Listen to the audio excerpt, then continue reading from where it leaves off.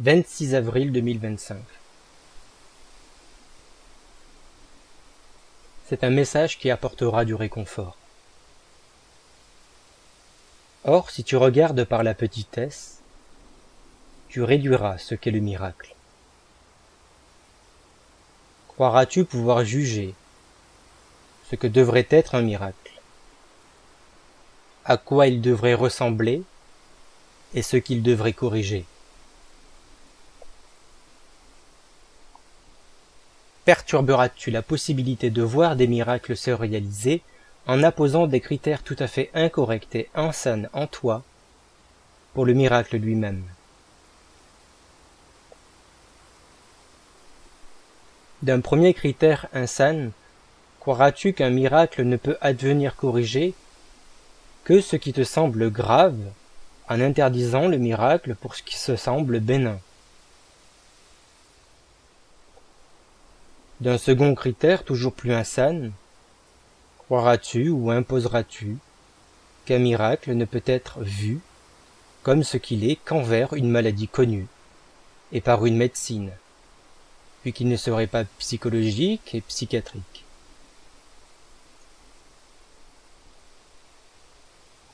D'un troisième critère, que le cas de guérison n'aurait point reçu une aide intérieure au miracle, par un traitement ou toute autre approche d'un soin biologique et organique. D'un quatrième critère, crois-tu qu'un miracle ne peut en être s'il n'est affaire d'une guérison subite, soudaine, instantanée, inexplicable et sans convalescence? D'un cinquième critère, crois-tu qu'un miracle ne peut en être par processus de rémission ou de solution installé au cours du temps, qui n'a pour effet que de soigner la mémoire du royaume en se soulageant des souvenirs du monde?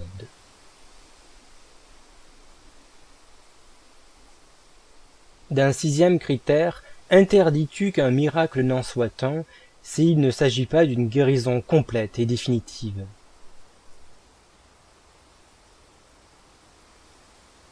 D'un septième critère, rejettes-tu qu'un miracle ne puisse apparaître sans une condition religieuse?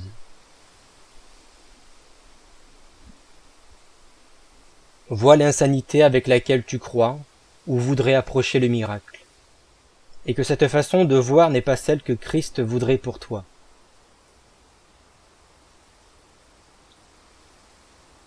Ta petitesse est une parade à ton immensité.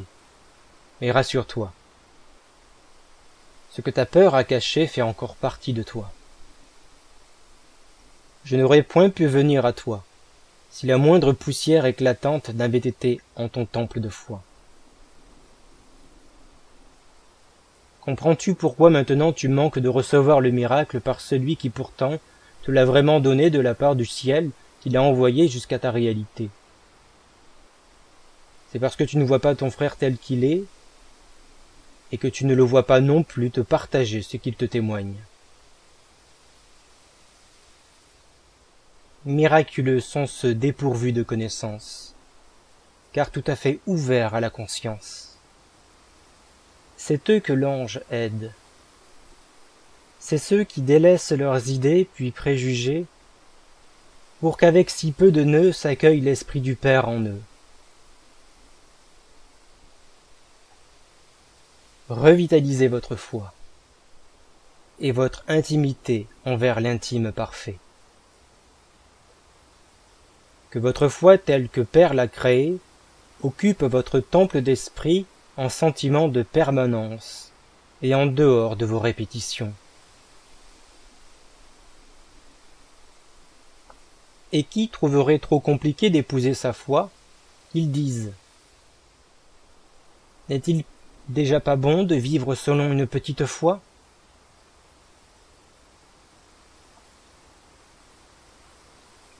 Finalement, c'est aussi bien. Sagesse ou sainteté, pourvu que cela soit seulement vrai. Ô combien en faisant sans foi l'on n'œuvre pas, en retombant dans la petitesse de l'être. Ne voudrais-tu pas t'élever selon ton individualité, qui suit le caractère que la gloire t'a donné, cette lettre de feu qui fait de toi un radieux. Demandes-tu comment faire grandir sa foi? Je te dis de ne plus faire passer sous silence ce qui est maintenant coquille vide.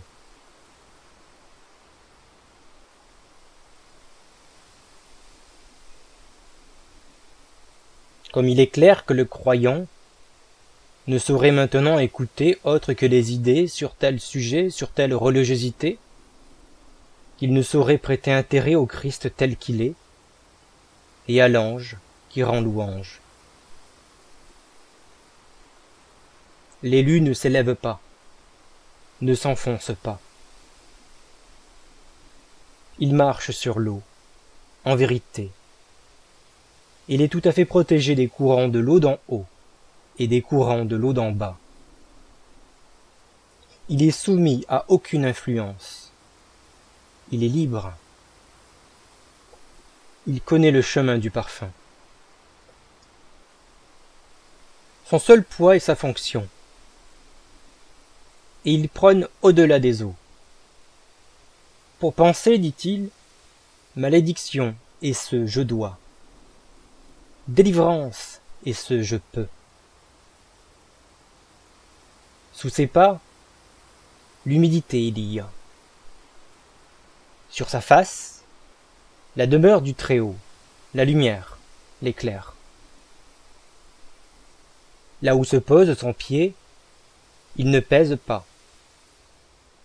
Il n'encombre le monde, car sa présence aère ce qui suffoquait. Il rend moins dense chose qui crée l'obscur. Il est en clarté, et il vient pour l'arrivée de l'invité.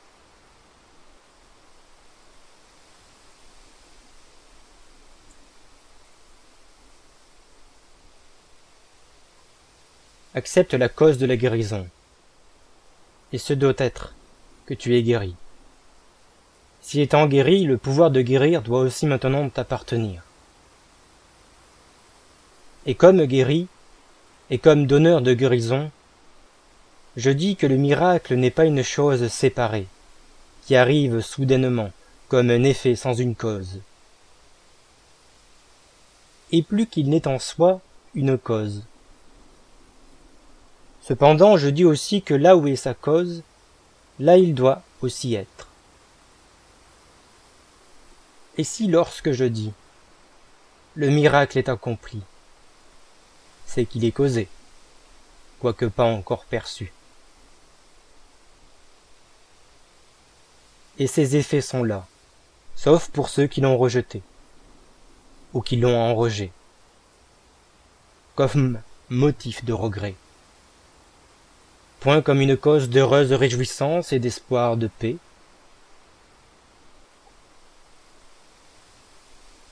Tous pourront être guéris quand ils sauront accepter le don, puis l'invité qui les a déposés aux pieds, et lorsque sera accueilli ceux dont les pieds ont touché la terre sainte sur laquelle je me tiens.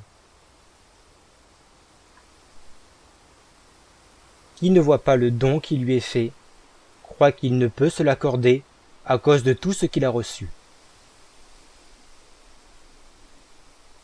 Mais celui qui est entré attend seulement que tu viennes là où tu l'as invité. Il n'y a pas d'autre endroit où tu puisses le rencontrer. Et nulle part ailleurs, où ces dons de paix et de joie, et tout le bonheur de sa présence qu'apporte, ne puissent être obtenus, car ils sont là où est celui qui les a apportés, afin qu'ils puissent en être partagés.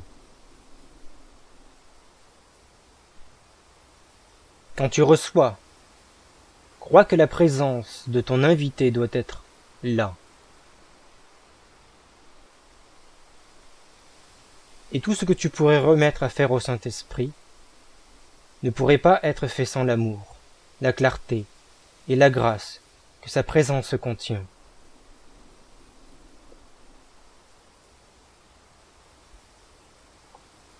Ne fais pas du corps ce qu'il n'est pas, sans quoi il se rendra malade.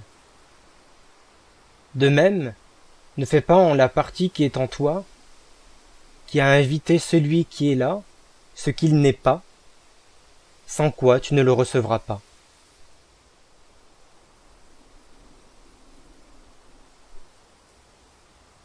Ne voudrais-tu pas voir par les yeux du Christ qui est en toi?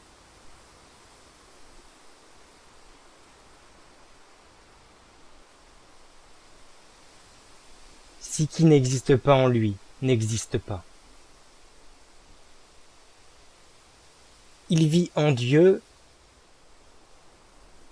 et c'est cela qui fait de lui ton sauveur. Et seulement cela. La non-valeur de son corps, plus que ce qu'il n'est, en effet, le néant de son corps, délivre le tien de la maladie et de la mort. Si certes, ce qui est tien ne peut vraiment être plus ou moins que ce qui est sien.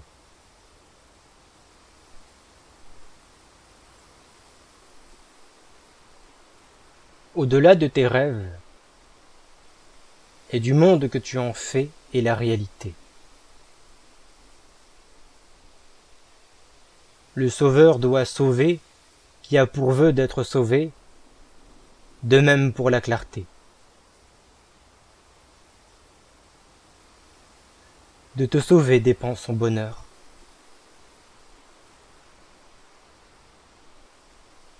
Dépend de ce que tu amoindris l'arrivée du Père Esprit. Ceci, je te le dis, de celui que tu as fait en toi-même.